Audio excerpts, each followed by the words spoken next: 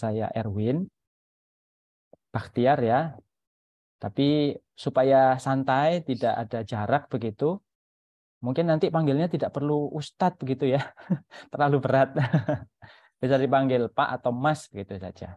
Barangkali supaya lebih akrab. Kebetulan saya dari Surabaya, jadi kalau sehari-hari gitu banyak yang manggil Mas, begitu. Supaya lebih awet muda katanya, begitu. Bapak Ibu ini asalnya dari seluruh Indonesia ya, atau Surabaya saja, Jawa Timur saja begitu? Ada yang dari luar Surabaya? Ada, Ustaz. Alhamdulillah, dari Jakarta ada. Dari Klaten. Dari Klaten ya. Salam kenal Dari Pak. Jombang. Dari Jombang hadir. juga ada. Alhamdulillah. Ya mudah-mudahan hari ini bisa berkah Bapak Ibu sekalian. Dari Sidoarjo, tetangga Surabaya ada. Alhamdulillah. Baik begitu. Bagaimana? Bisa kita mulai saja untuk menghemat waktu, nggih? Oh, dari Kaltim. Ya, terima kasih. Jadi hari ini sebetulnya ketika saya diminta untuk menyampaikan bahan belajar begitu ya, saya memposisikannya kita sharing Bapak Ibu sekalian. Jadi memang kebetulan saya ada pengalaman mengajar. Kalau yang lama itu di jenjang yang atas gitu ya, dari level SMA atau perguruan tinggi. Tapi alhamdulillah kalau yang sekarang ada kesempatan untuk mendampingi belajar siswa-siswa bahkan mulai dari TK. Jadi TK ada, SD kelas 1 ada, kemudian di SMP juga ada, kelas 5, kelas 6 ada. Jadi walaupun anak saya pribadi sekarang masih yang paling tua umur 7 sama 5 tahun, tapi insya Allah nanti kita bisa banyak berdiskusi, kita banyak sharing gitu. Jadi hari ini, nah kita pengen sharing ya topik yang diminta oleh teman-teman dari BMM itu tentang bagaimana membangun komunikasi dengan anak di era milenium. Nah, harapannya sih dengan hal ini kita nanti bisa menjadi orang tua idaman. Nah, itu menjadi doa kita bersama. Begitu, Bapak Ibu sekalian. Nah, sebetulnya untuk latar belakangnya, ya, sebelum nanti masuk ke apa yang mendorong kita mengangkat tema ini, mungkin bisa kita mulai dari menyaksikan video ilustrasi ini sebentar. Mohon izin untuk saya share ini ya, videonya. Apa videonya sudah tampil, Bapak Ibu? Belum, Mas. Oh, masih belum. Oke, sebentar.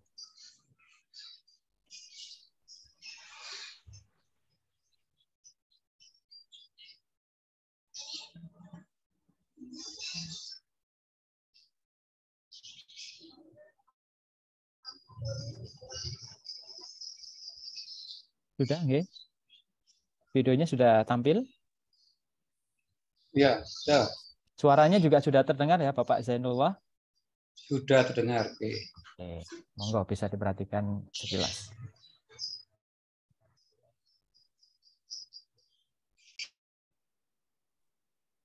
Suara videonya belum sepertinya. Oh, gitu.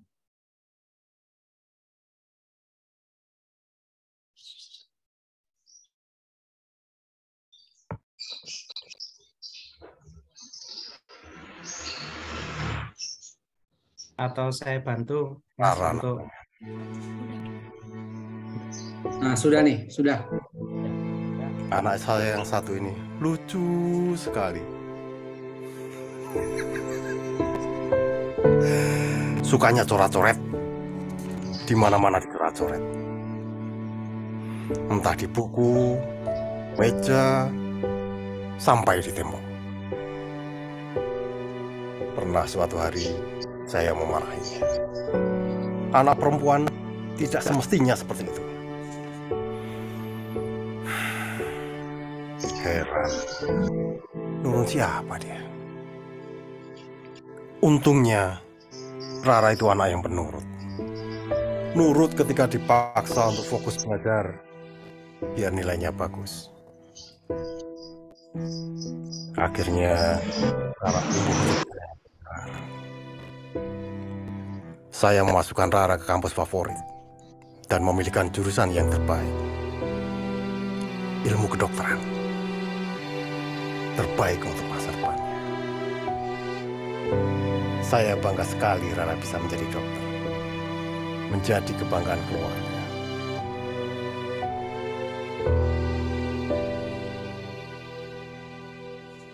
Tapi sayang, sudah lama Rara tidak pulang ke rumah. Sudah susah untuk diajak ngobrol.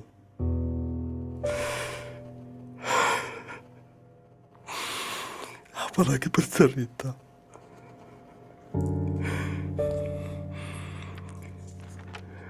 Rindu sekali melihat Rara kecil yang lucu.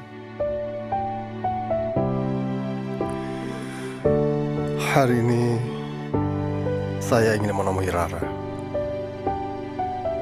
untuk minta maaf.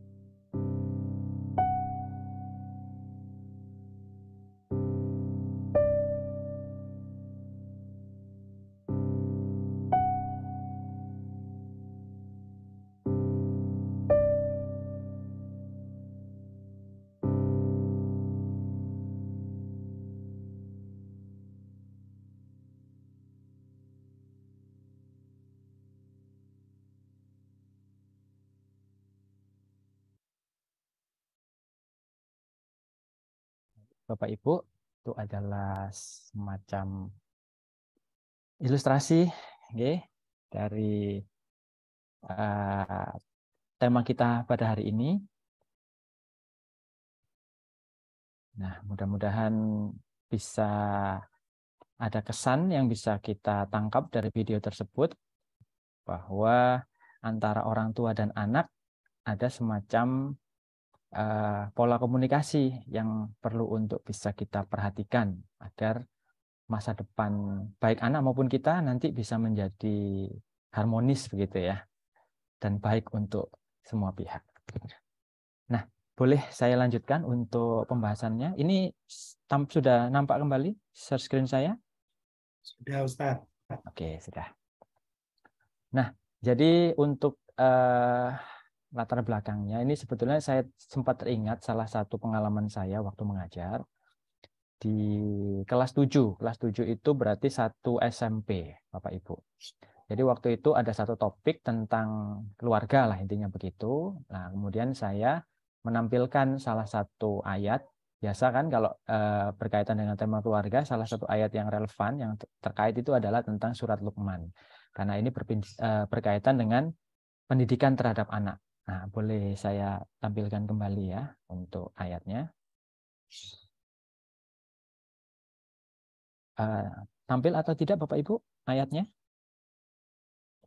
Belum? Tampil. Oke, tampil. Oke. Baik.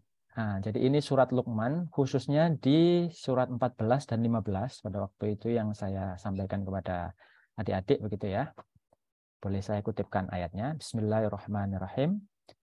Wa wasainal insana biwalidayhi hamalathu ummuhu wahnan ala wahnin wa fisaluhu fi amaini anishkurli waliwalidayka ilayyal masyir.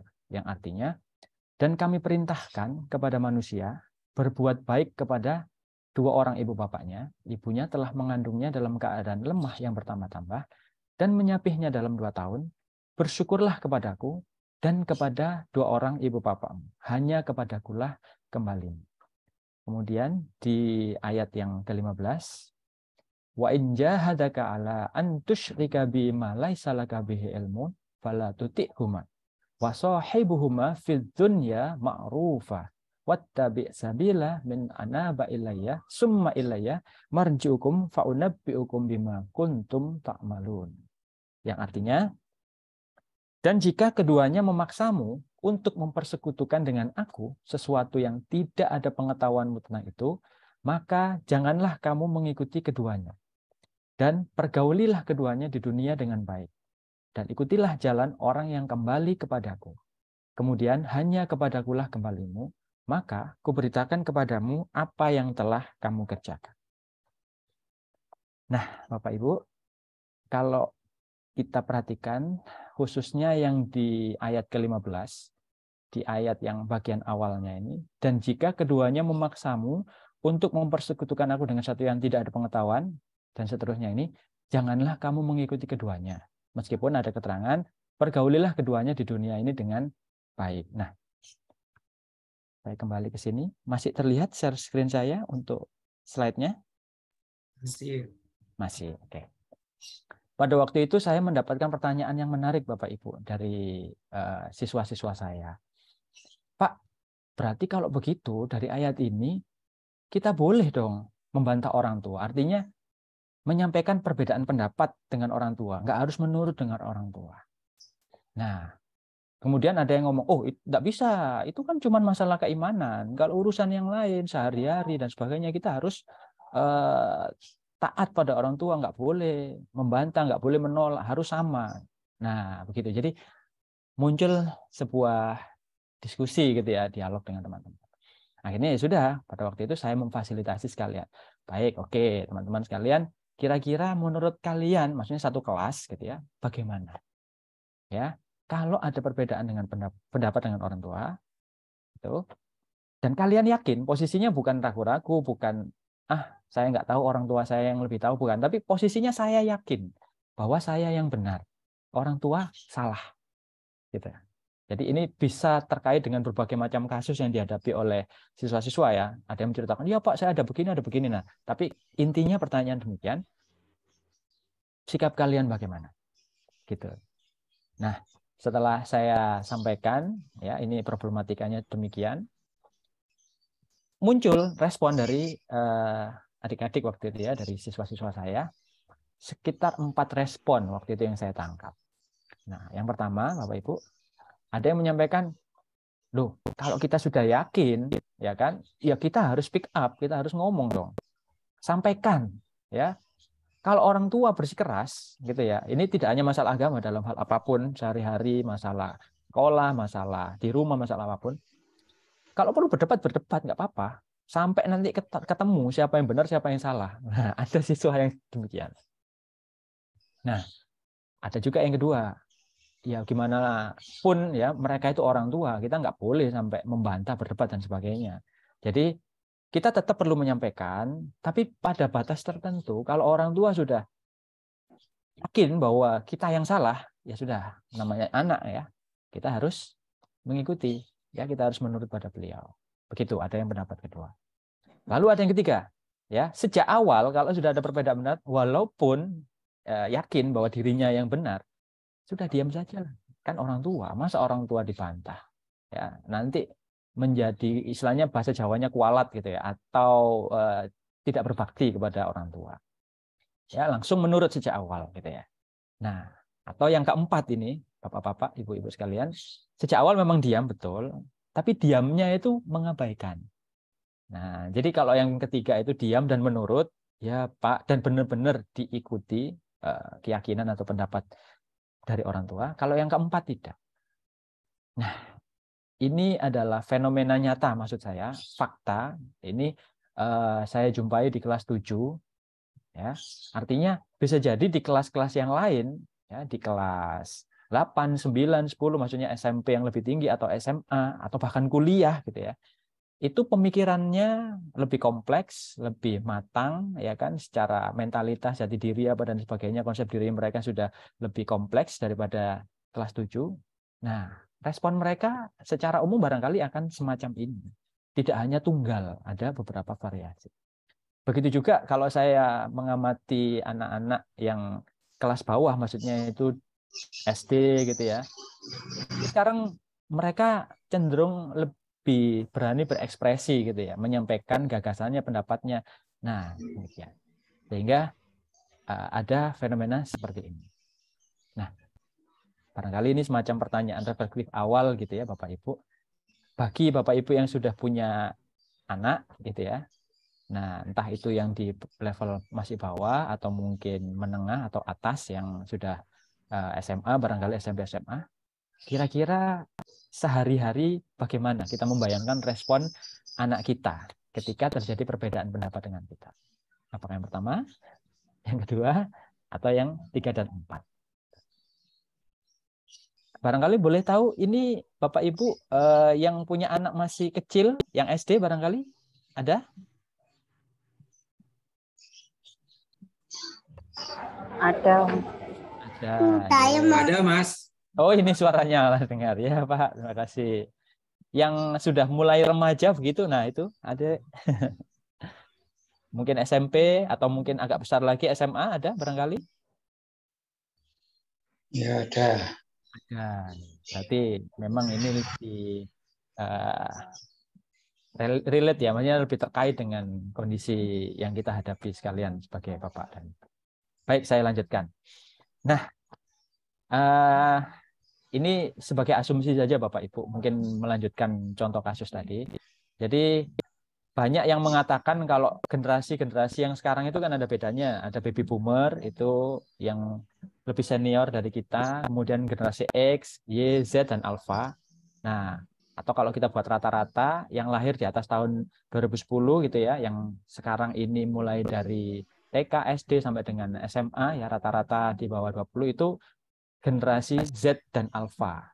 Ya, ini sekedar teori saja dari para ilmuwan, tapi yang jelas anak-anak zaman sekarang ini mereka lahir dan hidup saat internet terutama, kemudian teknologi ini sudah sedemikian pesatnya. Nah, sehingga mungkin ada yang menyebut sebagai era milenium sebagaimana judul kita hari ini. Nah, kita bisa menyaksikan bahwa akses mereka terhadap informasi itu kan sangat cepat sekali. Ya, andaikan mereka punya informasi pertanyaan-pertanyaan dalam dirinya, itu rujukannya tidak hanya kepada orang dekatnya, mungkin orang tua, ya kan, atau saudara, tapi mereka bisa langsung cari di internet yang itu referensinya sangat banyak.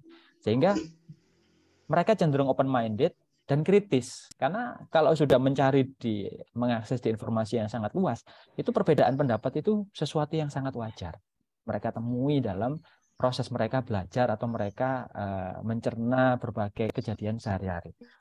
Nah, baik itu terkait dengan game, terkait dengan sekolah, terkait dengan pengembangan diri, terkait dengan apapun gitu ya, pertemanan, itu kecenderungan anak zaman sekarang ini semacam demikian, terutama dalam hal intelektualitas dan mentalitas. Nah, barangkali ini yang nanti bisa kita jadikan sebagai perhatian utama, asumsi ini. Nah, lalu ya kalau memang generasi yang kita hadapi itu semacam ini, gitu ya, mungkin berbeda dengan generasi yang sebelum-sebelumnya, yaitu generasi Y dan X atau generasi baby boomer gitu ya, yang lebih senior gitu ya, yang mungkin pola pendidikannya itu masih cenderung berinteraksi dengan orang-orang dekat ya, orang tua, guru begitu. Nah, ini nanti ada pengaruh bagaimana dalam hal kita membangun komunikasi dengan anak-anak kita. Untuk asumsi ini barangkali apa bisa diterima Bapak Ibu? Apa memang kondisi anak-anak kita demikian, lebih kritis, open minded dan seterusnya?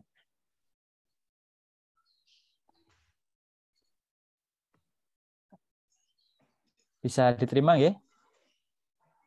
Ya. Oke. Terima kasih. Saya lanjutkan kalau begitu. Nah, dengan asumsi kondisi yang seperti itu, Bapak Ibu, nah ini coba kita mungkin bisa sekali lagi merefleksikan dalam kehidupan sehari-hari. Kira-kira selama ini ketika kita berkomunikasi dengan anak-anak kita, ya, dengan anak-anak Bapak Ibu sekalian, apakah pesan-pesan yang kita sampaikan pada mereka, harapan-harapan yang kita sampaikan pada mereka, itu sudah, ya kita merasa ya ini sudut pandang kita, sudah bisa diterima, bisa secara efektif ya masuk ke dalam anak-anak kita. Nah, itu begitu. Jadi misalkan kita mengharapkan atau menyampaikan pesan agar mereka rajin belajar, apakah mereka bisa menerima? Kemudian, oke, saya mengamalkan itu, Bapak atau Ibu, misalkan. Kalau misalkan kita meminta mereka untuk misalkan menjaga diri gitu ya, atau mau bertanggung jawab untuk urusan-urusan di rumah ya, untuk ikut berpartisipasi, entah itu kebersihan, entah itu apa, apakah mereka bisa menerima itu? Nah, oke. Atau mungkin lebih detailnya, apakah anak-anak ketika berkomunikasi dengan kita itu sudah merasa nyaman, tidak tertekan? Nah, tidak ada yang namanya sikap-sikap diam, acuh tak acuh, biarlah papa atau mama atau ibu bapak ngomong apa. Nah, itu ya, itu mungkin kan ada perasaan-perasaan nggak nyaman karena tertekan dengan pola komunikasi orang tua, gitu ya. Atau bahkan yang lebih frontal lagi, mereka menyampaikan bantahannya atau ketidaksetujuannya itu dengan cara yang misalkan membentak atau berteriak atau kata-kata dengan nada tinggi gitu ya, istilahnya menunjukkan pemberontakan terhadap kita sebagai orang tua gitu ya. Atau bahkan ketika mereka ketemu dengan masalah entah di sekolah, entah di pertemanan, di tetangga, atau mungkin kursusnya, lesnya, atau bahkan mungkin hubungan dengan saudaranya di rumah gitu ya, itu kita sudah jadi referensi utama, maksudnya menjadi orang kepercayaan, mau menyampaikan, kemudian meminta pendapat gitu ya. Nah, untuk membantu menyelesaikan masalah. Kira-kira selama ini apakah dalam kita membangun komunikasi dengan anak-anak kita hal ini sudah terjadi? Nah, ini barangkali bisa sebagai awal bisa kita lakukan refleksi terlebih dahulu, gitu, Bapak Ibu sekalian. Nah, apabila sudah, maksudnya itu sudah jadi orang kepercayaan, ya anak-anak sudah menerima dengan baik pesan-pesan kita dan seterusnya tadi, alhamdulillah selamat. Nah, nanti barangkali bisa berbagi juga di sini, nanti kita sharing-sharing ada pengalaman bagaimana yang menurut kita membuat hal positif tersebut terjadi di rumah kita. Nah, tapi barangkali Bapak Ibu mungkin masih ada yang kesulitan, yang belum gitu ya. Nah, dalam pola komunikasinya, padahal ini sudut pandang kita sebagai orang tua ya. Saya ini sudah ngomong yang baik dan benar loh pada anak saya. Menurut saya nggak ada yang salah, nggak ada yang buruk. Semua demi kebaikan mereka. Positif, gitu ya. Bahkan topik-topiknya ini sudah topik-topik pendidikan yang istilahnya menurut kita bermanfaat, gitu ya. Menyelipkan kisah-kisah Islami, ya, tentang adab, tentang sahabat, tentang Rasul, ya kan, tentang cerita hikmah atau apapun gitu ya. Ini untuk membentuk akhlak mereka, ya, mental mereka yang baik. Kita merasa sudah begitu. Bahkan kata-kata yang kita pilih, nada bicara yang kita sampaikan ini sudah santun, sudah lemah lembut, tidak ada membentak, tidak ada kasar, nggak ada, semua sudah baik. Tapi kenapa kok belum tercapai hal-hal yang tadi itu? Kok anak masih acuh tak acuh? Kenapa kok anak itu menolak gitu ya?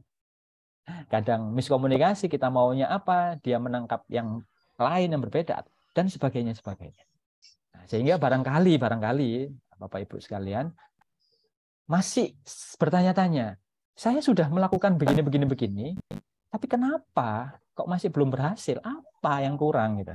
Apalagi maksud saya? Padahal saya sudah berusaha menjadi orang tua yang baik dalam berkomunikasi dengan saya, tapi hal-hal yang tadi saya sampaikan gitu ya, kok belum terwujud.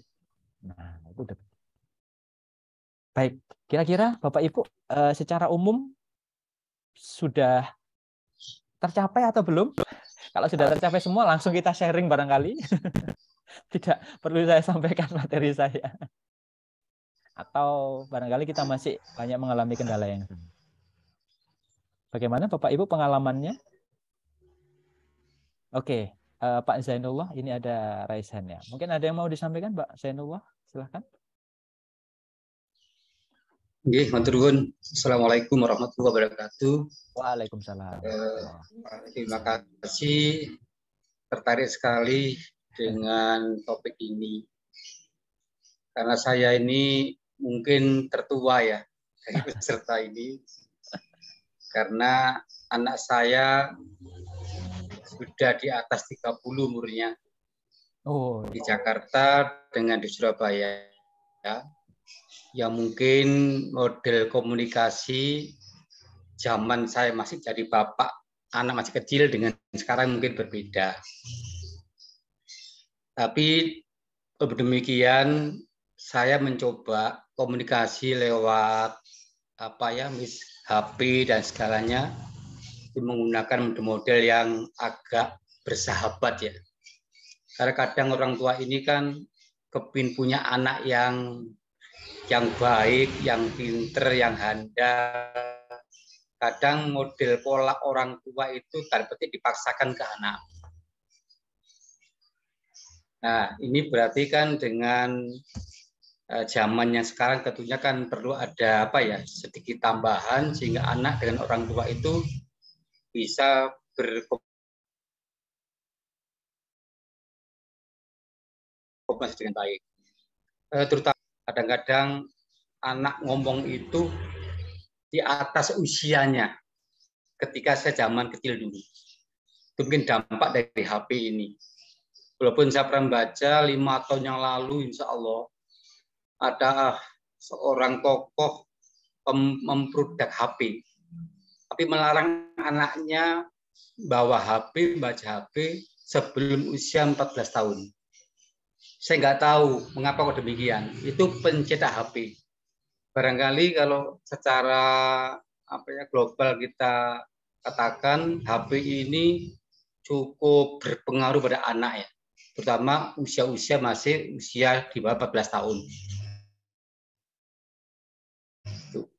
Namun demikian ketika kita kemarin zamannya zaman COVID ya, anak yang sekolah itu menggunakan model daring ya, mau nggak mau anak kan mesti bawa HP, bahkan minta HP. Dan tidak kita bisa pungkiri HP ini kalau untuk orang dewasa insya Allah bermanfaat ya. Tapi itu anak, ini kan perlu pembelajaran. Apalagi gambar-gambar yang kurang senonoh tiba-tiba muncul. Namanya anak kan kepingin lihat ya. Itu naluri anak. Anak punya rasa ingin tahu yang luar biasa. Tadi tersampaikan bahwa Quran surat Al-Luqman ya 14-15 itu dasar utama memang untuk mendidik anak. Yaitu anak harus betul-betul taat kepada Allah dan juga kepada kedua orang tua. Nah, orang tua sama ibu itu begitu lelahnya ya. Lelahnya sampai disapi selama lebih kurang 2 tahun. Dan bahkan yang ayat 12, walaupun beda paham, mungkin iman, itu masih harus berbuat baik. Dan juga ada hadis kan, kita tidak boleh ngomong tidak boleh orang tua. Nah, ini bagus sekali, tetapi orang tua itu harus membiasakan di rumah. Kita kan tidak boleh ingin seperti ini, tapi orang tua pada anak itu berbeda. Artinya apa? Anak itu kebanyakan itu perlu toladannya dari orang tua. Mustahil orang tua di rumah itu tidak memberikan toladan, tapi inginnya seperti ini. Ini kan ada kontradiktif. Makanya kalau di rumah itu kan orang tua harus mempolahkannya. Bagaimana berkomunikasi dengan anak yang baik sesuai dengan usianya. Ditambah dengan didikan di sekolah. Tadi kan bagus sekali tadi. Temuan dari anak-anak kelas 7 itu ada 4 poin ya.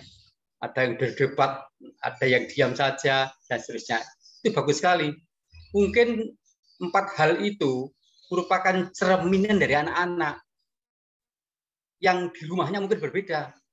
Kalau di rumahnya itu anaknya itu bagus komunikasinya, mungkin dia pilih yang C mungkin, nurut melaksanakan. Tapi kalau orang tua di rumah mungkin tidak seperti itu, bisa milih yang nomor 1 atau mungkin yang nomor 4. Jadi saya senang sekali ini membuka kita semuanya bahwa pendidikan itu perlu dan penting, apalagi di rumah. Rumah adalah sekolah yang pertama bagi anak kita. Itu mungkin Pak Edwin sekedar menyampaikan. Saya senang sekali materi ini. Mudah-mudahan nanti para peserta yang saya lihat itu orang-orang penting ya di sekolah atau mungkin di panti-panti bisa memberikan terbaik pada generasi yang akan datang. Amin. Baik, Mas. Yang sekarang ini mungkin banyak grup. Terima kasih Pak Ewin. Ya, terima Assalamualaikum kasih warahmatullahi banyak. Waalaikumsalam warahmatullahi. Terima kasih banyak sharingnya Pak Zainullah. Terima kasih, poin-poinnya memang semacam itu. Jadi memang era milenium ini teknologi tidak bisa kita hindari. Ya, bagaimanapun HP ini sudah masuk dalam kehidupan anak-anak kita. Ada manfaat tapi juga ada mudaratnya. Nah, demikian. Yang penting bagaimana kita mengatur, memanage-nya. Nah, kalau topik hari ini kita fokuskan di komunikasinya, Bapak Ibu sekalian. Nah, jadi ketika ya kita ada kendala atau ada situasi komunikasi yang seperti demikian, nah ini coba saya lanjutkan. Kita menyadari bahwa tadi sudah sempat disampaikan juga oleh Pak Zainullah, kondisi di tiap rumah itu pasti berbeda-beda. Kondisi anak, kondisi orang tua, pola komunikasi masing-masing itu pasti berbeda-beda. Nah, nggak bisa disamakan. Itu yang menghasilkan bagaimana bentuk pola komunikasi. Nah, tapi di sini saya mau memperhatikan, ya, mengajak Bapak Ibu sekalian untuk memperhatikan dalam hal pola pikir atau mindset, ya, yang dimiliki oleh orang tua, yang barangkali, ya, tanpa sadar ini mempengaruhi, ya, berdampak cukup besar terhadap terbentuknya pola komunikasi kita dengan anak-anak kita. Nah, untuk memahami apa yang saya maksudkan dengan mindset ini atau pola pikir yang mempengaruhi pola komunikasi orang tua dan anak, gitu ya. Ini barangkali bisa kita mulai dari satu pertanyaan mendasar ini, Bapak Ibu. Menurut Bapak Ibu sekalian, ya kan? Nah, ini akan nanti pengaruhnya cukup besar ini ya konsep ini ya. Apa makna berbakti kepada orang tua? Nah, ini jadi saya bertanya kepada para orang tua ya, Bapak dan Ibu, gitu ya. Nah, kalau menurut kita sebagai orang tua, apa sih berbakti itu? Nah, seperti demikian. Barangkali bisa dibantu untuk menuliskan di chat, singkat saja barangkali, apa menurut Bapak Ibu bakti kepada orang tua atau berbakti pada orang tua? Silahkan, mungkin saya kasih kesempatan sekilas. Nanti coba kita bahas. Karena ini nanti akan sangat besar pengaruhnya terhadap pembentukan mindset.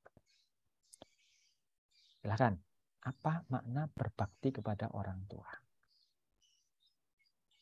Nah, barangkali boleh dibantu. Saya baca sekilas, nanti kalau sudah ada, Bapak Ibu. Bakti pada orang tua adalah, nah begitu.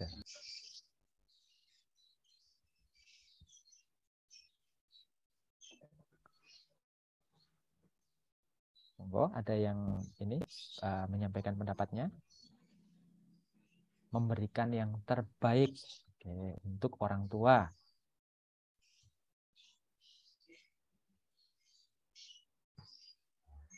Menghormati, menjaga nama baik, oke. Menyenangkan orang tua sebaik mungkin, membahagiakan, menyenangkan, oke. Menuruti perintah orang tua yang baik-baik, maksudnya yang ma'ruf ya Pak Ma'ruf. Oke, selama baik dituruti. Oke, ada lagi yang lain Bapak Ibu? Menurut atau melaksanakan apa yang diperintahkan atau diminta oleh orang tua. Baik.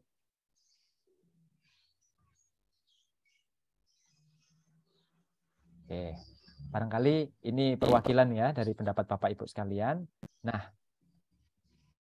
Nah, kemarin saya sempat mencoba untuk membayangkan begitu ya Bapak Ibu, potensi pendapat makna dan sepertinya juga tidak berbeda ya. Terbuka dalam semua urusan antara kepada orang tua, baik. Nah, dari apa-apa yang Bapak Ibu sampaikan di sini, ya bisa kita lihat. Pertama, menuruti atau mentaati selama bukan perbuatan maksiat, gitu ya. Membahagiakan, menyenangkan. Oke, baik kepada orang tua, baik. Membalas budi atau membalas kebaikan. Berkhidmat atau melayani, ya orang tua. Mendoakan apabila wafat. Menjauhi, ya, berbuat buruk kepada orang tua, mengasihi atau menyayangi, melakukan hal-hal yang disukai dan menjauhi yang tidak disukai dari orang tua. Apa cukup demikian ya Bapak Ibu insya Allah cukup mewakili. Nah, jika kita memperhatikan makna berbakti kepada orang tua ini, menurut apa dan seterusnya. Nah, bisa kita pahami bahwa makna berbakti yang demikian itu, Bapak Ibu, nah itu adalah sesuatu yang kita harapkan atau anak sadari bahwa itu perlu mereka lakukan kepada orang tua. Demikian ya. Nah, atau kita menyebutnya itu adalah hak orang tua dan kewajiban anak, semacam itulah. Nah, apa-apa yang diharapkan orang tua, apa-apa yang perlu dilakukan oleh seorang anak kepada orang tua, hal semacam itu secara normatifnya itu sesuatu yang wajar, sesuatu yang bahkan kita bisa mengatakan ya memang seharusnya begitu, fine, ya baik-baik saja, nggak ada masalah dengan harapan-harapan tersebut. Orang tua minta ditaati, orang tua minta disenangkan, orang tua minta dan seterusnya gitu ya. Nah, kalau menurut saya barangkali hal yang perlu untuk kita pertimbangkan sekarang. Nah, oke. Bagaimana jika apa yang diinginkan orang tua, bagaimana yang disukai orang tua, yang tadi yang membuat orang tua senang gitu ya, yang dikehendaki apa dan seterusnya orang tua, ternyata ya pada suatu hari, pada suatu waktu itu berbeda dengan keinginan anak yang disukai anak dan seterusnya. Ini kan yang membuat dalam prakteknya atau dalam kehidupan sehari-hari itu terjadi ini tarik-menarik kepentingan, kemauan, tarik-menarik kesukaan gitu ya. Contoh misalkan yang sederhana, orang tua berharap anak menurut untuk ayo kamu belajar karena belajar itu baik, menurut orang tua baik ya, demi kebaikan anak. Kemudian orang tua sudah menyekolahkan, sudah memberikan fasilitas, sudah dan seterusnya yang baik menurut orang tua. Dan kalau anak rajin belajar, orang tua akan senang dan seterusnya.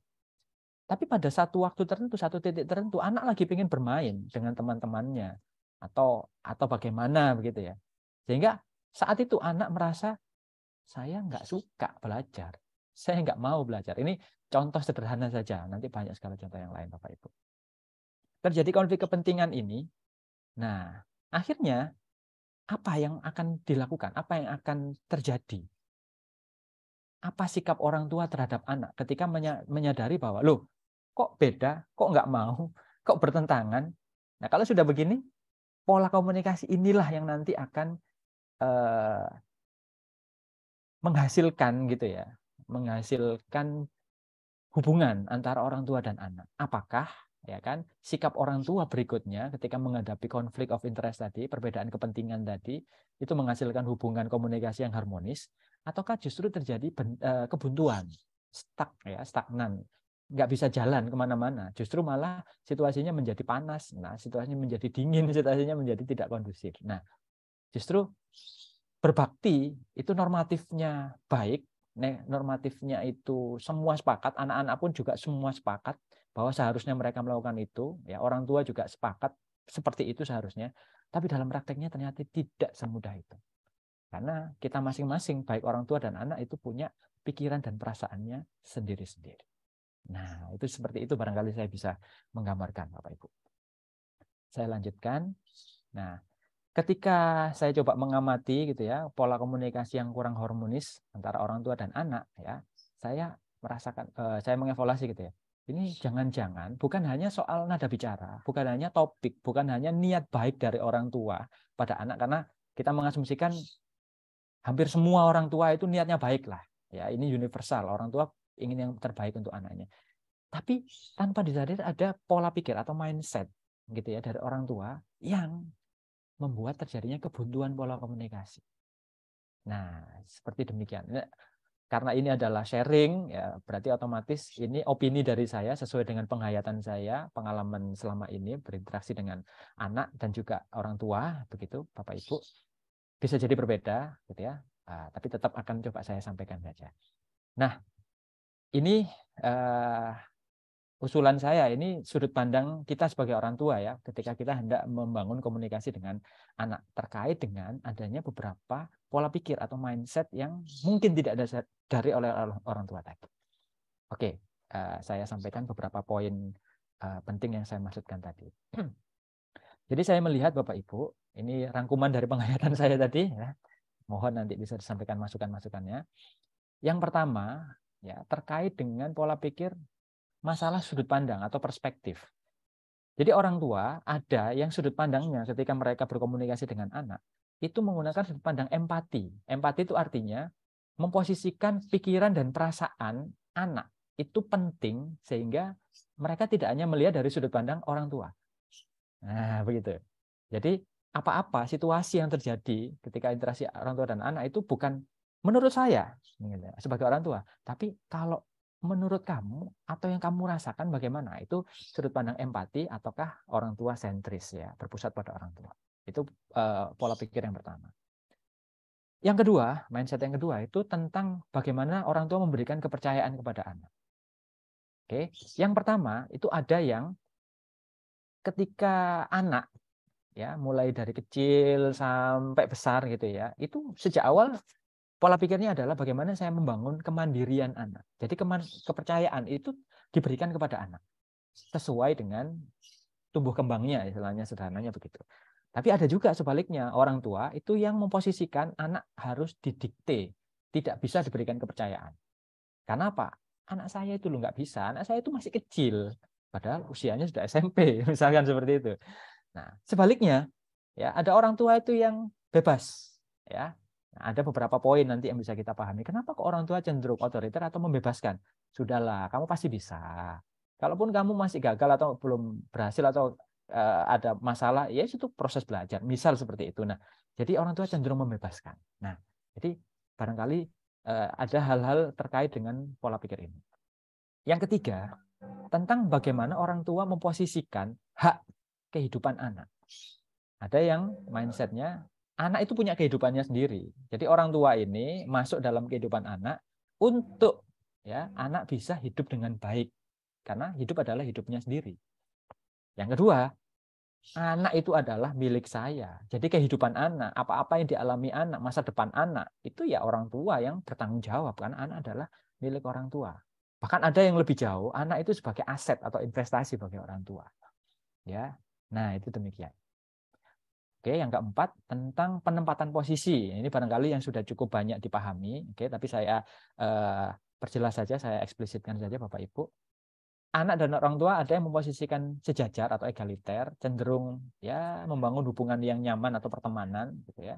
Ada sebaliknya hubungannya dominatif, atas bawah, gitu ya, menguasai dikuasai, gitu ya, atau ada gap, ada jarak, gitu ya, antara orang tua dan anak. Nah ini pola pikir itu nanti akan membentuk bagaimana pola komunikasinya. Yang keempat tentang kontrol emosi. Ada orang tua yang cenderung sabar, telaten, tidak mudah marah, gitu ya. Nah ada ternyata beberapa pola pikir yang berpengaruh. Kenapa kok orang tua menjadi sabar atau telaten? Sebaliknya, ada refleks orang tua ini kok marah-marah aja pada anak. Itu bukan hanya karena kepribadian orang tua yang keras pemarah, tapi ketika berinteraksi dengan anak, ada hal-hal tertentu yang mungkin nggak disadari, sehingga refleksnya itu marah-marah. Nah, mungkin semacam itu, gitu ya.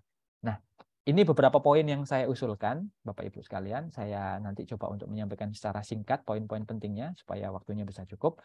Nanti bisa kita perdalam pada waktu sesi diskusi. Gitu. Baik, bisa kita masuk ke pendalaman satu persatu ya. Saya mulai, Bapak Ibu.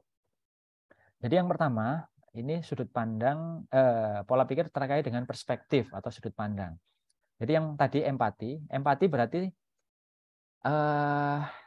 pengetahuan, perasaan, ya, bagaimana cara mereka berpikir, kemampuan berpikir, apakah mereka sudah bisa berpikir abstrak atau mereka masih berpikir yang konkret-konkret, yang praktis, gitu ya, tentang konsep diri, apakah mereka orang yang pemalu, apakah mereka orang yang suka bergaul, atau apapun yang melekat pada pikiran dan perasaan anak, gitu ya. Nah, itu orang tua senantiasa memperhatikan, mengintip, ya, memposisikan anak saya mikir apa ya, anak saya merasa apa. Nah, itu yang empati. Nah, sedangkan kalau yang orang tua sentris, enggak. Kalau menurut saya baik ya baik. Kamu memandang itu buruk berarti kamu yang enggak ngerti. Berarti pemikiran kamu yang salah. Atau bahkan tidak merasa perlu untuk mencari tahu apa yang kamu pikirkan. Nah, ini yang saya maksud dengan orang tua sentris. Ini ada satu contoh sederhana mungkin untuk mengilustrasikan hal ini. Jadi contoh misalkan saat orang tua menyuruh anaknya yang masih kecil gitu ya untuk makan. Nah, ayo makan. Ini ada sayur misalkan, ada apa yang disiapkan oleh orang tua, habiskan. Kalau makan kamu nanti sehat, kamu nanti gini, gini, gini, gini. Orang tua kan paham betul ya tentang apa manfaatnya makan, apalagi makan tepat waktu, makan yang sehat gitu ya. Tapi bagi anak, makan itu bisa jadi bukan begitu yang dipikirkan dan dirasakan. Yang ada itu makan itu membosankan, makan itu nggak seru, makan itu nggak enak di mulut, atau lebih enak main daripada makan, atau makan kenapa kok sebanyak itu. Nah, hal-hal itu ada di dalam pikiran anak. Nah, ketika orang tua memaksa, ayo makan habiskan gini gini gini, ngomel, mohon maaf ya, panjang lebar kali tinggi, tapi anak tidak pernah diselami pikiran perasaannya, kira-kira komunikasinya bakal bisa berjalan efektif atau tidak dalam situasi seperti itu. Nah, karena kita sudah dewasa dengan pengetahuan dan pikiran kita, mereka tidak. Nah, perlu ada suatu empati, ada merubah sudut pandang supaya ketemu, supaya match frekuensi berpikir atau merasanya antara orang tua dan anak. Nah, berikutnya misalkan ini yang lebih agak besar ya, anak remaja. Biasanya orang tua kan berharap anaknya bisa potensi-potensinya berkembang gitu ya. Akhirnya suruh les ini, suruh belajar ini, macam-macam kursus dan sebagainya, ya olahraga, komputer dan seterusnya. Nah, bagi orang tua ini penting. Mungkin awal sudah ada dialog. Kamu mau nggak? Nggak mungkin ya tiba-tiba langsung sudah didaftarkan. Biasanya ada dialog lah. Tapi ketika proses menjalaninya, namanya anak itu kan mereka ada dinamika. Mungkin ada capeknya, mungkin ada konflik dengan teman di tempat kursus, mungkin dengan guru, mungkin apapun ya dinamika itu. Kira-kira orang tua mau nggak memperhatikan sudut pandang mereka? Atau yang ada adalah orang tua ya dengan sudut pandangnya sendiri, apalagi sudut pandang ketika awal, kamu kan sudah mau. Berarti kamu harus komitmen, kamu harus tanggung jawab. Ini bermanfaat untuk masa depan kamu. Sekian tahun ke depan, kamu kalau menguasai bahasa Inggris akan. Nah, berpaku dengan sudut pandangnya sendiri. Ya, ibaratnya tadi misalkan di video awal, orang tua memandang kedokteran, mohon maaf ini bukan maksud apa-apa ya, sekedar contoh saja. Yang menurut orang tua baik adalah bidang kesehatan tadi. Kalau itu kamu nanti kaya, kamu nanti terhormat, kamu ini membanggakan keluarga. Tapi bagi anak, bagaimana cara dia memandang profesi itu? Nah, sudahkah diselami? Itu seperti itu. Nah, ini poin yang pertama Bapak Ibu terkait dengan sudut pandang. Nah, kalau sejauh saya mengamati banyak kasus gitu ya, atau ketika saya sempat berdialog dengan anak-anak gitu ya, kok sepertinya ada indikasi orang tua tidak pernah atau jarang sekali memperhatikan pikiran dan perasaannya mereka. Jadi seakan-akan pikiran dan perasaan yang mereka miliki itu kurang penting gitu loh. Padahal mereka juga manusia, mereka juga punya harapan, keinginan, cita-cita, ambisi, ketakutan dan sebagainya yang membuat ya, bagi orang lain itu biasa, bagi dia itu sangat besar. Nah, atau barangkali Bapak Ibu punya pengalaman misalkan takut dengan binatang, apalagi sampai fobia misalkan terhadap kecoa, ulat dan sebagainya. Kan itu kayak nggak rasional. Kenapa sih binatang sekecil itu saja kok sampai teriak-teriak, sampai lari-lari, lompat-lompat? Bagi orang yang mengalami itu nyata ketakutannya. Nah, itu yang dimiliki anak kita. Kalau itu tidak kita selami, nah saya khawatir atau pada faktanya itu banyak terjadi ketidakharmonisan, kebuntuan dalam pola komunikasi. Nah, dan di sini juga saya menggarisbawahi barangkali usulan saya pada Bapak Ibu, niatnya baik demi kebaikan anak. Tapi anak kan juga mencerna hidupnya, yang itu akhirnya membentuk pemahamannya, pikiran, perasaannya, dan sebagainya tadi. Nah, tolong ini juga dihargai proses pencernaan pengalaman hidupnya itu.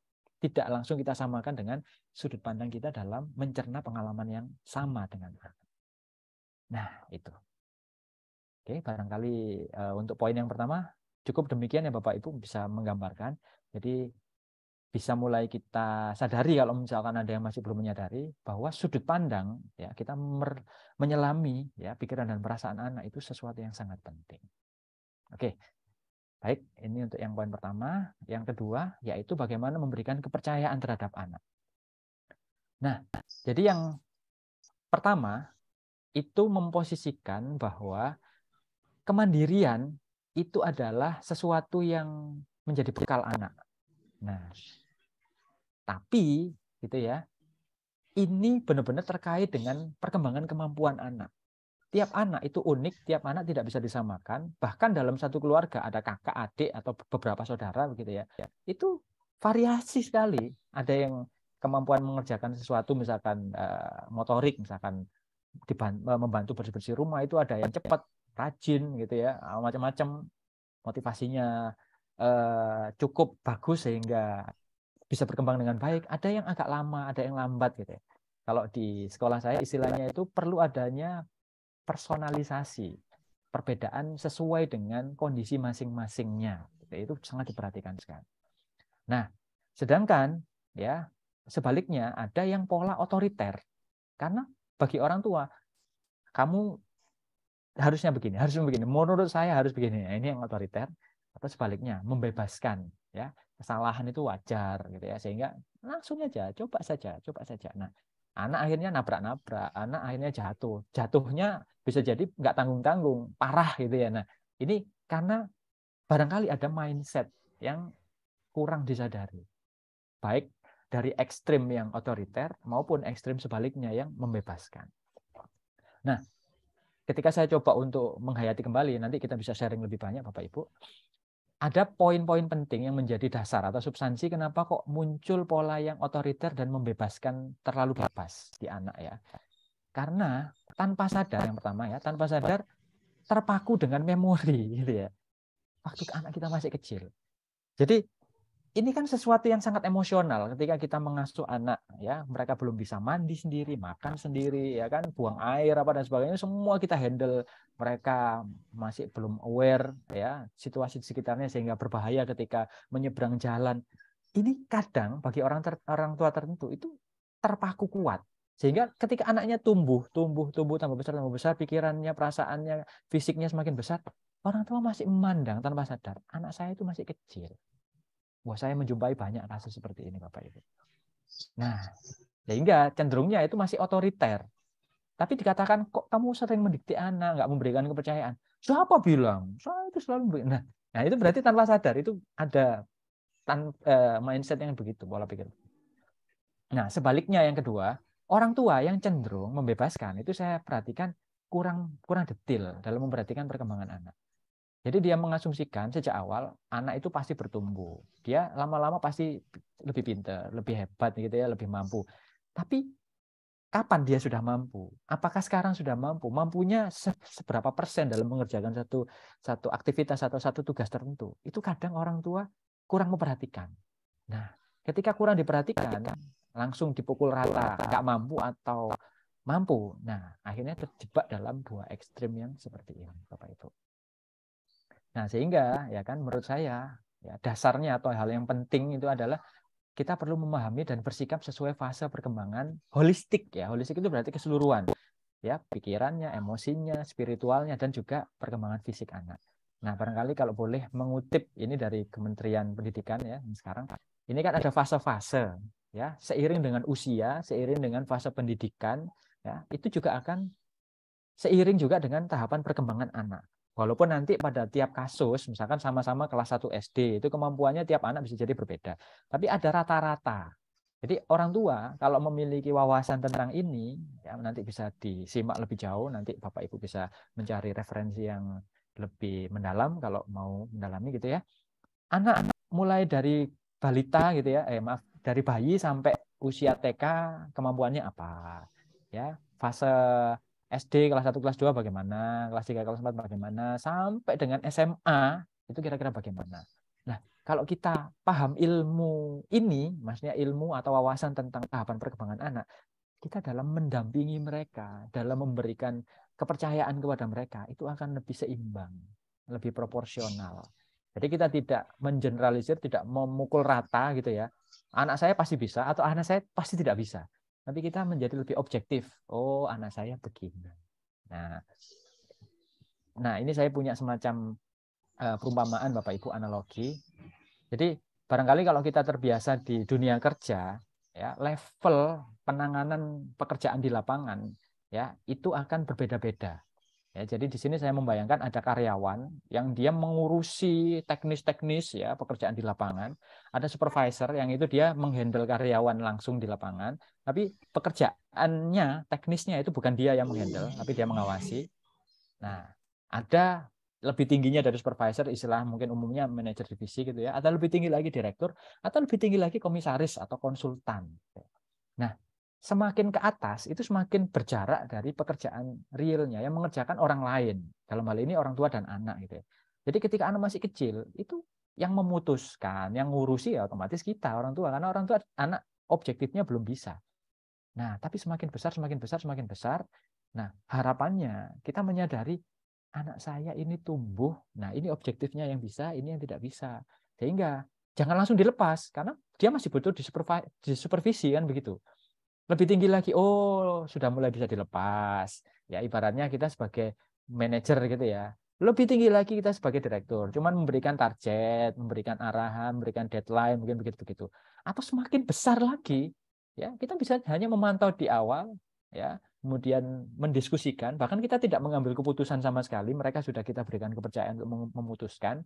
Nah, sampai akhirnya eksekusi dan sebagainya mereka menyampaikan hasilnya, kita memberikan feedback. Nah, demikian. Jika hal ini bisa kita sadari dan bisa kita terapkan, harapannya nanti mental mereka dalam hal tanggung jawab, dalam hal kepercayaan diri, dalam hal memposisikan kita sebagai pendamping hidup yang positif bagi mereka, itu akan kuat, akan terbangun dengan baik. Tapi kalau tidak, tadi ya, ekstrim kanan, ekstrim kiri gitu ya, maka yang muncul adalah ketidakseimbangan mental, ketidakseimbangan emosi. Orang tua menjadi musuh, orang tua menjadi penghambat bagi mereka. Waktunya mereka mengambil keputusan, tapi diambil alih oleh orang tua, mereka akan memberontak. Gitu. Nah, dengan menyadari ini barangkali, Bapak Ibu sekalian, kita bisa membangun pola komunikasi yang lebih baik dengan anak-anak kita. Baik, ini sharing untuk poin yang kedua. Masih bisa ya, saya lanjutkan ya. Mudah-mudahan masih bisa mengikuti.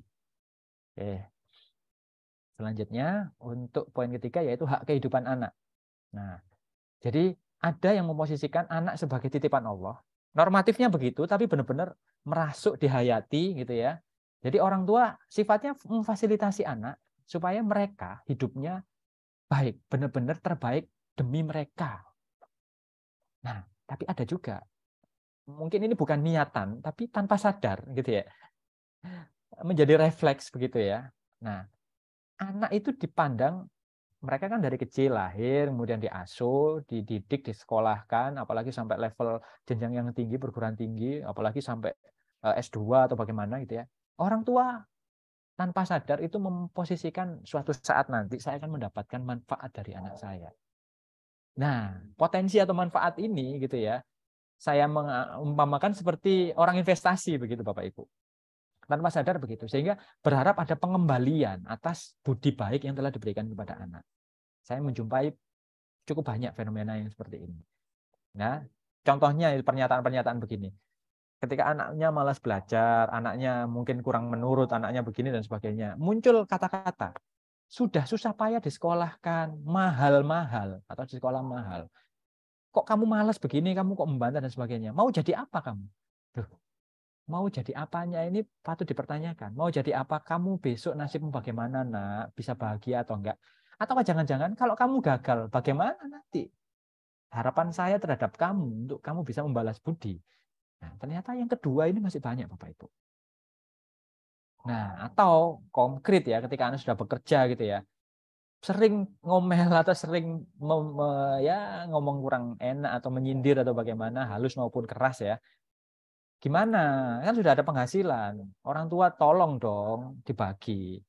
Nah, kalau dibagi sedikit seikhlasnya mungkin nggak terlalu problem bagi anak ya. Tapi kalau itu sudah sampai ada tidak puas, masa cuma segini? Masa tetangga ini sudah dibelikan inilah HP lah, diajak ke sini dan sebagainya. Kenapa kok enggak? Kapan kamu bisa menyenangkan orang tua? Mohon maaf ya, ini banyak saya temui, masih ada. Nah, sehingga kalau fenomena ini terjadi, bagaimana pola komunikasi itu bisa terbangun dengan anak secara harmonis? Insya Allah susah ya Bapak Ibu.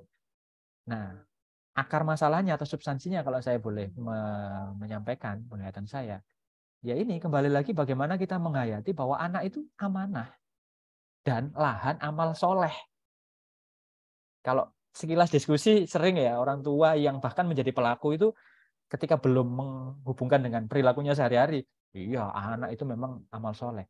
Tapi kenapa ya dalam prakteknya kok tidak begitu? Nah ini berarti pemaknaan itu masih kurang dihayati secara utuh, secara mendalam. Nah, mungkin dengan sharing-sharing seperti ini bisa terangkat ke permukaan, kemudian oh iya ya, jangan-jangan yang ini poin yang membuat saya kurang nyambung dengan anak saya komunikasinya. Nah, berkaitan dengan itu otomatis terkait dengan mana keikhlasan. Ikhlas berarti kan memberi tanpa pamrih. Ikhlas berarti benar-benar kita memberikan kebaikan untuk kebaikan itu sendiri atau untuk orang lain yang kita berikan kebaikan, semacam itu. Nah, dan yang ketiga, mohon maaf, karena kondisi tiap orang atau tiap keluarga memang berbeda-beda, sehingga ini tanpa disadari, gimana lagi, untuk makan saja susah, ya kan? Untuk mendidik kamu, menyekolahkan kamu itu orang tua sudah susah, kan begitu kan? Nah, sehingga ada masalah finansial gitu ya, yang dialami orang tua. Nah, sehingga dari sini kemandirian finansial orang tua barangkali itu juga menjadi pendorong. Nah, sehingga bagaimana orang tua bisa ikhlas, tidak mengharap kembalian dari anak, terutama yang seringkali isunya itu terkait dengan materi gitu ya. Karena memang orang tua masih butuh secara ekonomi. Nah, barangkali dengan kita bisa membangun kemandirian finansial, sehingga benar-benar yang kita berikan ke anak ya benar-benar untuk anak. Nah, baik, barangkali ini poin yang ketiga. Saya lanjutkan untuk mempersingkat waktu. Berikutnya tentang penempatan posisi, gitu ya. Nah, ada yang memposisikan nyaman, saling percaya, dekat, bebas, ekspresi apa adanya. Barangkali kalau orang tua zaman sekarang cenderungnya yang ke ini ya. Tapi saya lihat masih ada juga, Bapak Ibu, yang memposisikan itu jaim, jaga image gitu ya. Jaga wibawa. Kalau anak itu ngomong, nada bicara apa dan sebagainya itu kayak kurang loss gitu ya, kurang natural ya, kurang ekspresif gitu ya. Nah, karena memposisikan anak tadi harus tunduk, harus taat, kemudian aturan-aturan, disiplin itu harus ketat supaya apa? Kehidupan yang tertib di keluarga dan sebagainya, orang tua itu, anak itu berbakti pada orang tua dan seterusnya.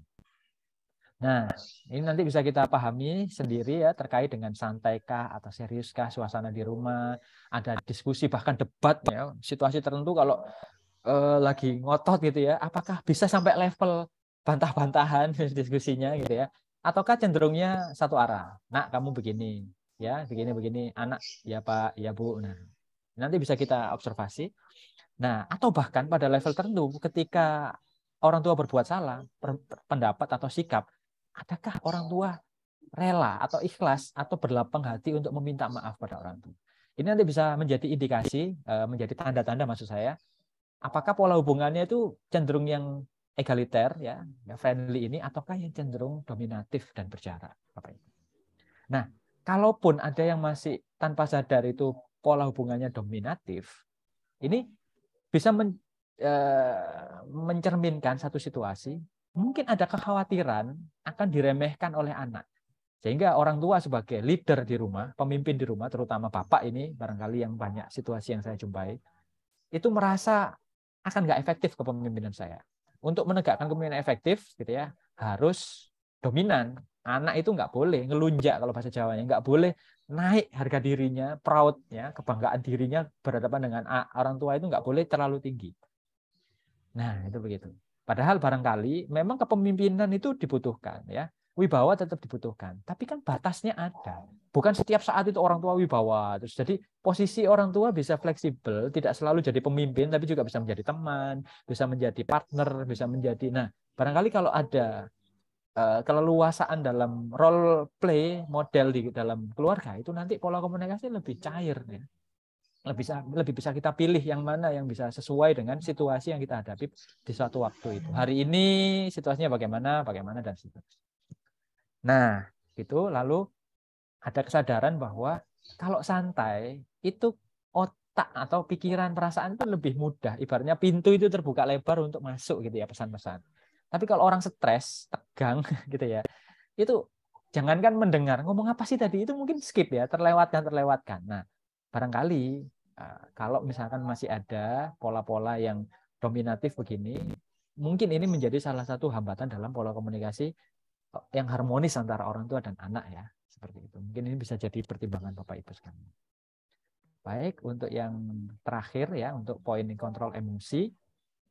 Jadi ciri-ciri yang sabar atau telaten tadi sudah bisa dipahami begitu ya, tidak mudah marah ya, memberikan cukup waktu bagi anak untuk mengerjakan sesuatu. Misalnya ada contoh ini, anak kelas 1 misalkan atau anak kelas 1 ya, sudah mulai bisa memakai pakaian sendiri, misalkan seragam sekolah. Ya. Tapi pagi itu kan agak cepet-cepetan biasanya.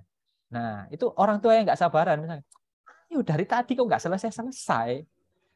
Ya, padahal anak ini sudah berproses pakai kancing, tapi memang dia agak lambat. Memang dia lambat ya sebagai anak yang baru bisa mandiri begitu. Tapi orang tua ya itu sudah nggak sabar. Kayak waktumu sudah habis ya, waktumu nggak cukup. Nah, itu begitu.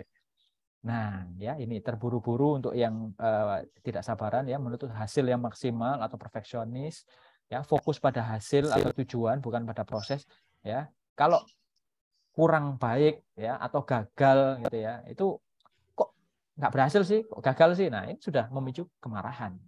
Atau tanpa sadar membandingkan gitu ya, antara anaknya yang satu dengan anak yang lain atau anaknya dengan anaknya orang lain gitu ya. Nah, ini hal-hal yang terkait dengan bagaimana orang tua itu refleksnya muncul, apakah emosinya bisa dikontrol ataukah tidak bisa dikontrol. Nah, kalau contoh-contohnya banyak ya Bapak Ibu, mendampingi, membantu mengerjakan pekerjaan di rumah, ketika ada konflik dengan saudaranya, misalkan kakak dengan adiknya, anak kakaknya dimarahin, kamu kenapa sih kok gini-gini? Atau adiknya, kamu ini kok nakal sekali sama kakak, berani. Nah, jadi pahamilah bahwa anak butuh waktu, anak memproses. Nah, ini mungkin terkait dengan yang awal juga ya. Nah, sehingga kalau menurut saya, kenapa kok cenderung tidak sabar dan sabar ini? Ya, ini memang terkait dengan tingkat kebijaksanaan orang tua. Tingkat pengertian orang tua terhadap kondisi anak, situasi yang terjadi pada saat kejadian. Apakah orang tua itu cenderung melabel anaknya sebagai anak yang malas, anak yang nggak nurut, anak yang suka memberontak, ataukah orang tua benar-benar mencermati situasinya, berbuat adil. Nah, ini istilah saya adalah pengertian dan kebijaksanaan orang tua. Nah, barangkali kalau misalkan kita masih cenderung tidak sabar, sehingga pola komunikasi kita mengalami kebuntuan dengan orang tua, ya, kita refleksnya tidak memang anak durhaka, maksudnya anak tidak tahu diuntun, tidak bisa dididik, anak tidak sopan. Bukan itu refleks kita, tapi refleks kita, sebentar, apakah dari saya selama ini ada yang kurang dalam memahami situasi di rumah, ya, situasi anak. Jangan-jangan ada yang perlu saya rem gitu ya. Nah, itu istilahnya kita mencoba untuk memupuk kembali pengertian dan kebijaksanaan kita. Nah, harapannya dengan mindset ini nanti bisa ada perbaikan. Oke, mungkin dari beberapa poin-poin itu ya bisa kita simpulkan teman-teman Bapak Ibu sekalian.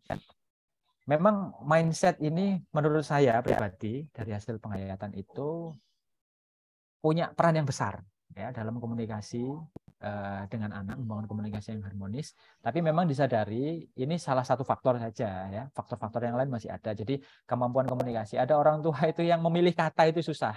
Yang ada itu kata-kata yang monoton sehingga jatuhnya itu cenderung keras. Ini berarti skillnya bukan di mindset. Niatnya sudah baik, ya dia sudah memahami. Saya tahu nak kamu sedih, nah, sudah begitu. Tapi gimana ya? Kok nggak kreatif ya memunculkan kata-kata ini? Berarti masalah skill komunikasi. Nanti bisa di-upgrade terkait dengan skillnya, gitu ya. Atau ya kan kepribadian anak dan sebagainya. Ini semua berpengaruh, Bapak. Tapi setidak-tidaknya, kalau menurut saya dari pengalaman-pengalaman yang ada, jika kita bisa menata kembali mindset sebagai orang tua yang tepat ya seperti tadi ya. Nah, itu kendala-kendala, kebuntuan-kebuntuan komunikasi tadi bisa kita tingkatkan menjadi lebih baik lagi. Sedikit atau banyak gitu ya, bisa lebih baik lagi. Baik, barangkali itu mungkin hal-hal yang bisa saya sampaikan Bapak Ibu sekalian. Mudah-mudahan bermanfaat. Nah, untuk pendalamannya nanti kita bisa perdalam di sesi tanya jawab. Untuk berikutnya mungkin ada sekilas program yang mungkin ingin disampaikan oleh teman-teman dari BMM ya. Saya persilahkan. Monggo Pak Ma'ruf. Baik, terima kasih Mas Awing. Ini sekilas kami akan menayangkan video tentang program sosial dari Baitul Mal Muamalat selain kegiatan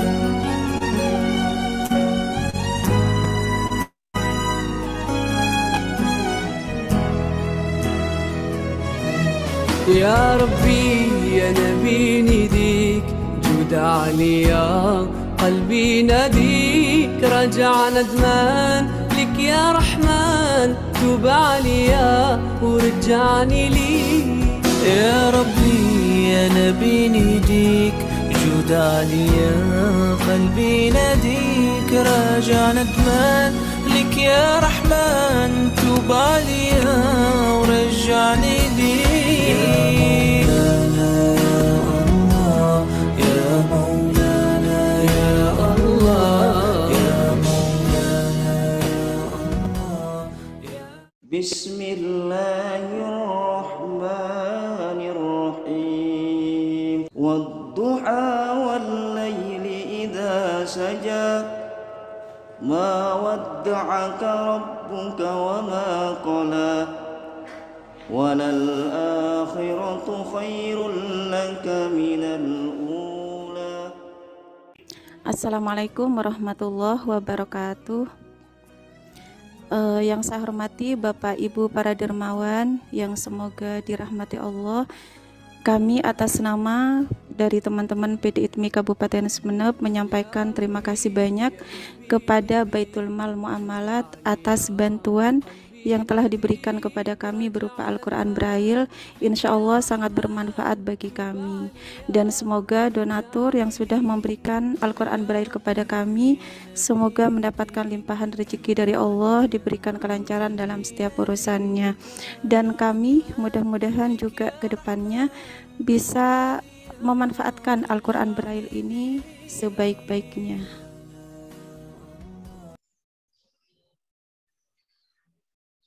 Baik, kami kembalikan ke Mas Awing.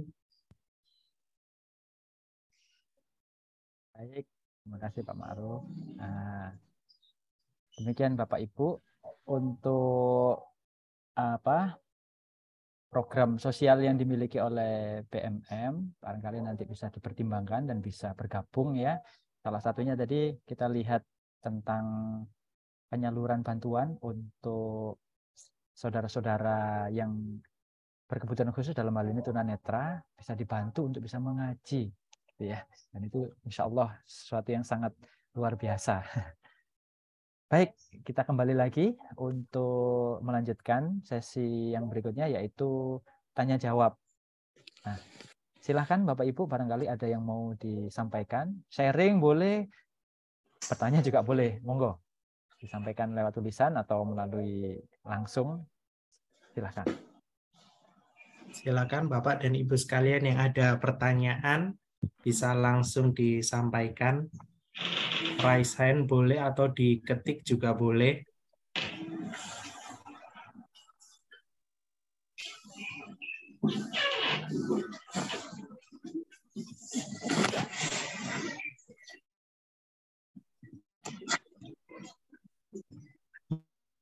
Silakan Bapak Ibu yang ada pertanyaan. Ini dari Bapak Pujonegoro. Ya, silakan Pak. Ada yang mau disampaikan? Ya, bismillahirrahmanirrahim. Assalamualaikum warahmatullahi wabarakatuh. Waalaikumsalam. Ya, terima kasih Mas Erwin. Izin sekarang belum bisa mengaktifkan kamera. Ya, Mas Pak, Erwin, saya ini ayah dengan 3 putra putri. 3 Pak. Besar saya saat ini kelas 7. Dan belakangan sejak kelas 7 ini kami merasa dalam tanda kutip merasa kalah karena setiap misalnya diajak pergi itu lebih milih pergi atau bermain dengan teman-temannya. Iya, betul. Komunikasi seperti apa yang perlu disampaikan gitu pada putri saya yang sudah mulai beranjak besar gitu ya, karena sebenarnya memang ada beberapa point of view ya, misalnya waktu masih kelas 6 tuh atau awal-awal kelas 7 masih mau tuh kalau misalnya saya ajak pergi ke teman, ke kawan, kemudian sering pergi juga kami, misalnya sekedar ke mall gitu ya, bahkan makan dan lain sebagainya. Sekarang weekend tuh hampir dipastikan sudah pergi dengan teman-temannya gitu. Jalan sendiri-sendiri, Pak ya. Sharing, Pak Mas Erwin, terima kasih. Baik. Ya. Baik. Jadi barangkali Bapak, Ibu yang lain ada yang mau menanggapi terlebih dahulu atau bagaimana? Atau langsung saya boleh menanggapi? Langsung saja atau ada yang mau Langsung saja menyampaikan? Mas, boleh, Langsung monggo. saja.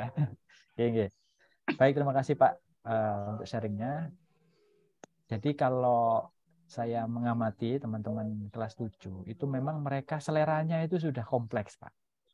Nah, jadi berbeda dengan seleranya anak-anak yang lebih kecil. Kalau anak-anak yang lebih kecil itu pilihannya, karena mungkin terkait dengan wawasan, pengalaman, circle atau lingkaran pertemanannya ya, itu sudah berkembang.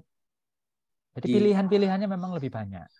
Nah, barangkali kalau saya boleh menyampaikan usulan gitu ya.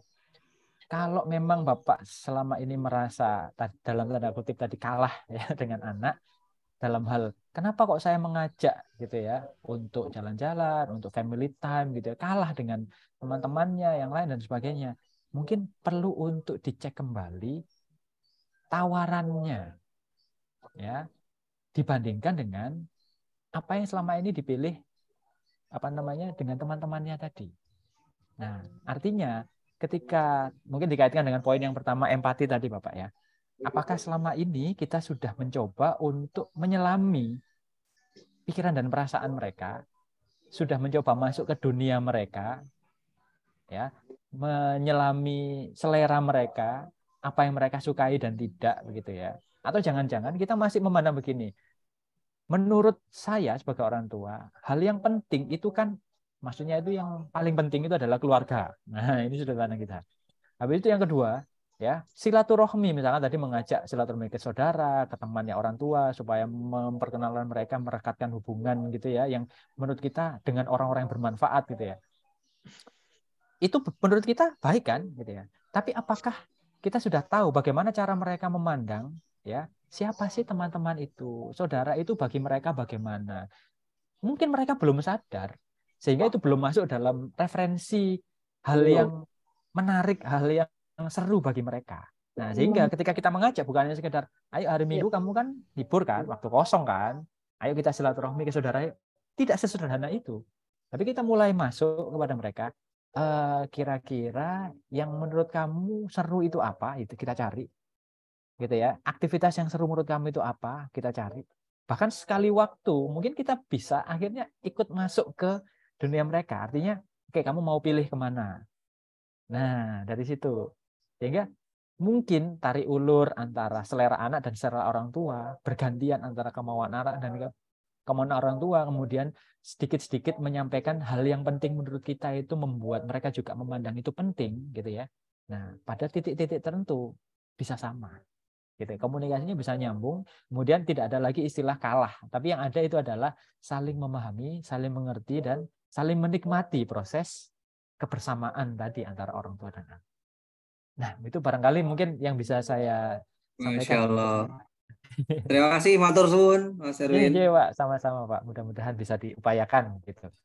Ya, ada pertanyaan yang selainnya, Mas, dari Bu Nuris. Ini saya rasa pertanyaannya sama dengan yang disampaikan dengan Pak Galih. Ketika mendidik anak, terus anak lebih memilih ke komunitas atau teman-temannya. Ya, sama. Terus yang selainnya dari Bu Yasmin, bagaimana komunikasi untuk anak yang sudah beranjak remaja, tipe anak yang satu lebih pendiam dan nurut, yang satu lebih kritis dalam menyampaikan pendapat. Silakan Mas Erwin. Baik. Nah, jadi kalau boleh menanggapi ya Bu Yasmin, sebetulnya kalau gaya berbicara atau tipe kepribadian anak cenderung diem atau cenderung kritis, itu menurut saya tidak perlu terlalu kita risaukan. Jadi kita perlu membebaskan anak berekspresi. Kita tidak perlu ada kekhawatiran gini misalkan, anak saya terlalu pendiam, berarti nanti dia, bukan terlalu ya, kalau terlalu memang perlu untuk diseimbangkan ya, tapi anak saya tipe pendiam gitu ya, sehingga nanti ini akan negatif untuk masa depannya. Atau anak saya terlalu rame, dia terlalu cerewet, dia terlalu aktif. Nah, kalau itu sifatnya adalah gaya berekspresi, kalau bagi saya bebaskan saja, karena itu lebih nyaman bagi dirinya, emosinya ya, itu lebih nyaman. Tapi yang penting itu adalah apakah mereka mau untuk bersikap respect atau menghargai orang lain. Nah, justru prinsip-prinsip seperti ini yang perlu untuk kita pastikan di anak kita, mereka memiliki itu atau tidak. Kalau belum, berarti kita perlu menumbuhkan. Kalau sudah, ya berarti kita perlu mengembangkan lebih baik lagi. Nah, maksud saya dalam pertanyaannya Bu Yasmin ini, ketika mereka kritis, gitu ya, apakah kritis mereka ini benar-benar menyampaikan sesuatu yang baik, yang objektif, dan tetap sopan, sehingga membuat orang-orang yang dikritisi dalam tanda kutip itu berbeda pendapat dengan mereka, itu tersakiti hatinya, gitu ya, direndahkan harga dirinya dan sebagainya, ataukah tidak? Berarti benar-benar mereka benar-benar menyampaikan kritikan yang membangun, istilahnya itu konstruktif, positif, gitu ya. Nah, tapi dengan cara-cara yang respect, cara-cara yang menghormati. Kalau yang terjadi itu sudah bagus, mereka kritis, mendalam, menganalisanya itu, bahkan ya alhamdulillah misalkan kalau anak kita itu datanya itu lengkap, kemudian analisanya itu komprehensif, istilahnya begitu ya. Bahkan mungkin kita malah harus bersyukur, apalagi disampaikan dengan cara-cara yang baik ya. Kalau masalah suaranya keras, cepat dan sebagainya, tapi dengan cara yang diupayakan sesuai dengan kemampuan mereka itu menghormati orang lain. Menurut saya justru itu perlu dikembangkan, dirangkul istilahnya begitu. Nah, sedangkan yang pendiamnya ini justru perlu kita cek apakah mereka ketakutan, gitu ya. Apakah mereka hanya sekedar bingung menyampaikan dengan cara apa? Contoh misalkan kita di dalam Zoom begini ya, Bapak Ibu, ada yang prefer atau cenderung untuk menyampaikan secara lisan langsung, ya. Lesan pun ada yang open cam, ada yang tidak dengan berbagai macam pertimbangan. Ada yang cenderung suka menulis. Nah, kalaupun anak kita pendiam, kita cek personalisasinya, cocoknya dia bagaimana. Apakah perlu ya kita dekati, kita tanya dulu, atau kita bahkan silahkan kalau memang kamu sulit ngomong, tulis. Atau kamu sulit langsung ngomong, sampaikan lewat siapa yang kamu percaya dulu, nanti biar disampaikan ke siapa, misalkan melalui penghubung atau apapun. Jadi kita benar-benar menyelami mereka, apa sih yang mereka inginkan, kenapa mereka begini dan begitu. Nah, dari situ kalau kita sudah paham, pendekatannya nanti insya Allah atau harapannya nanti bisa lebih tepat. Nah, mungkin barangkali itu yang bisa saya usulkan ya, mungkin untuk Ibu Yas. Baik, pertanyaan selanjutnya dari Bu Mila. Sebagai orang tua kita sudah berupaya mendidik dan memperlakukan anak-anak perlakuannya sama, Mas. Tapi kok hasilnya nggak sama ya?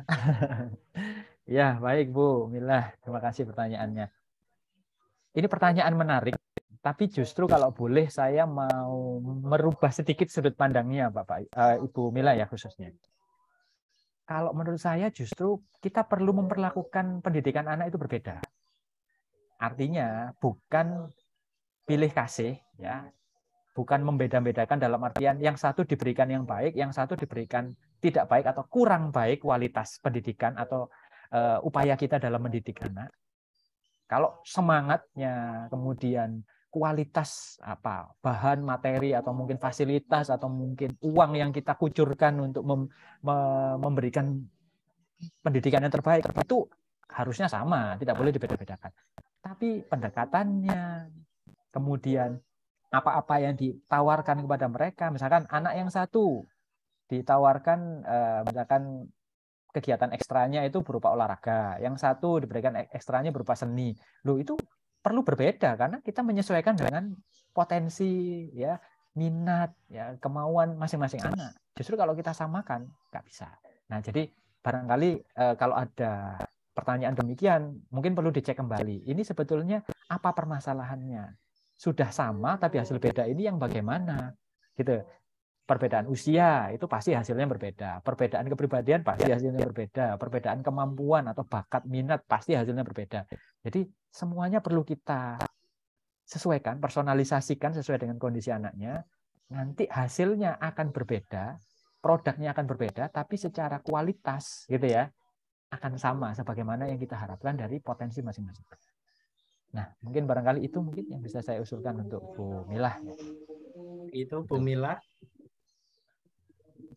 Oke, selanjutnya pertanyaan dari Bu Rina. Bagaimana cara menyikapi anak remaja usia 15-17 tahun yang ingin diberi kepercayaan mandiri? Contoh memilih sekolah, tinggal, kos, manajemen keuangan, dan sebagainya. Usia 15 dan 17, oke. Nah, Bapak Ibu, barangkali kalau saya boleh mengusulkan, nanti tetap kondisinya akan sangat menyesuaikan dengan kondisi masing-masing anak dan keluarga. Cuman kalau usia umur-umur 15 dan 17, ada 2 poin penting barangkali yang bisa saya bayangkan. Yang pertama adalah kita melihat mereka, maksudnya itu punya pengalaman berinteraksi dengan mereka, itu kan tidak hanya pas waktu saat hendak memberikan kepercayaan tertentu itu kan, misalkan ketika mereka umur 15 dan 17. Sebelum-sebelumnya kan sudah banyak pengalaman, gitu ya. Jadi kita bisa tahu, kira-kira selama ini ketika mereka mengerjakan aktivitas, tugas, pekerjaan, atau pernah kita memberikan kepercayaan, itu mereka meresponnya bagaimana? Apakah sudah cukup bertanggung jawab? Kalaupun ada kekurangan, apakah mereka mau untuk refleksi diri dan dievaluasi? Apakah mereka justru semaunya sendiri sehingga justru malah merusak diri mereka atau merugikan diri mereka? Nah, itu semua jadi bahan pertimbangan kita untuk pada waktu ini kita mau memberikan kepercayaan sampai seberapa. Nah, itu seperti itu. Nah, kalau memang kita sudah mengukur itu, nah nanti usulan yang berikutnya terkait dengan poin, kalau usia-usia sekian, itu mereka bisa diajak untuk ikut bareng-bareng, bersama-sama. Misalkan ya, untuk misalkan apa ini, tinggal sendiri atau kos gitu ya. Bersama-sama mempertimbangkan pilihan itu. Kalau kos, itu kira-kira positif negatifnya apa untuk kamu. Kalau sendiri kira-kira dampak positif negatifnya apa.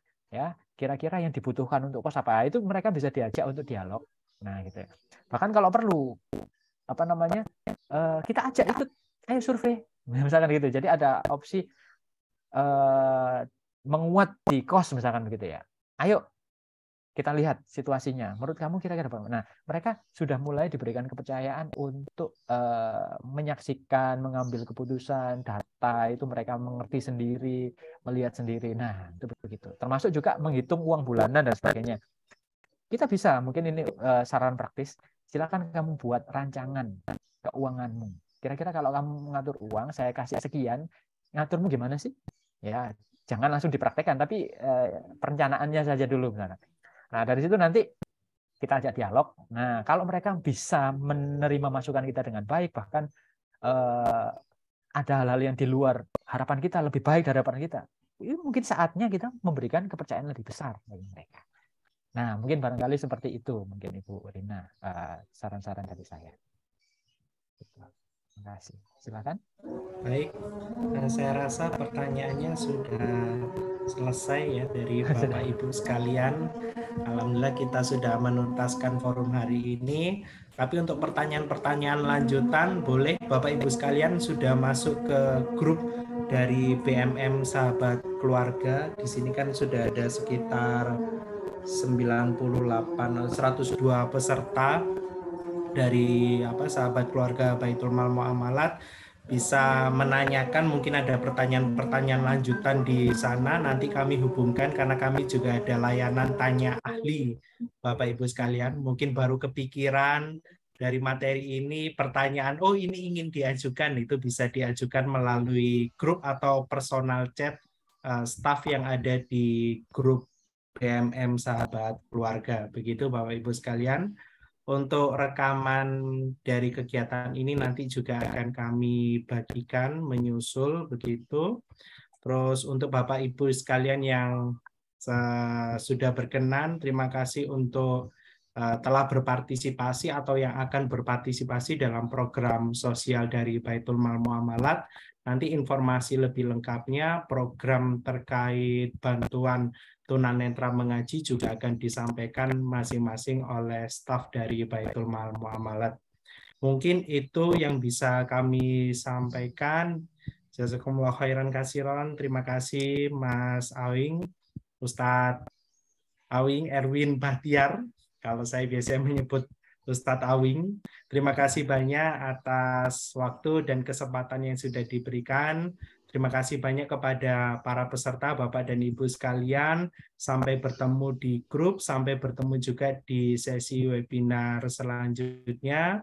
Jika tidak ada lagi yang perlu ditanyakan, kita tutup forum hari ini dengan doa kafaratul majelis. Terima kasih. Wassalamualaikum warahmatullahi wabarakatuh. Waalaikumsalam. Bapak Ibu sekalian, salam kenal. Waalaikumsalam. Sukses deh, semua. Jatim. Assalamualaikum. Waalaikumsalam warahmatullahi wabarakatuh. Terima kasih Sukses, Pak Jatim. Romi. Terima kasih. Sama-sama, Ibu. Terima kasih. Terima kasih. Undur diri. Maaf. Silakan Pak, silakan. Makasih.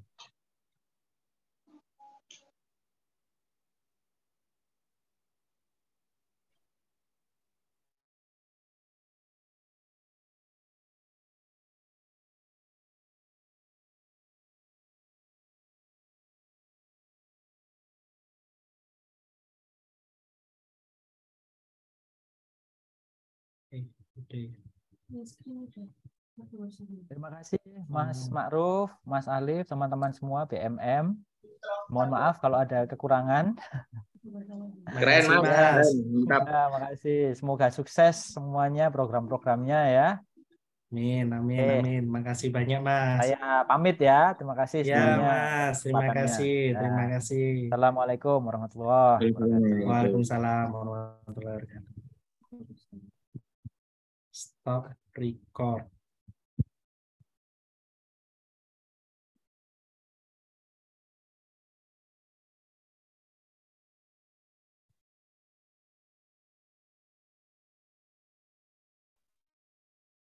Mas Firly.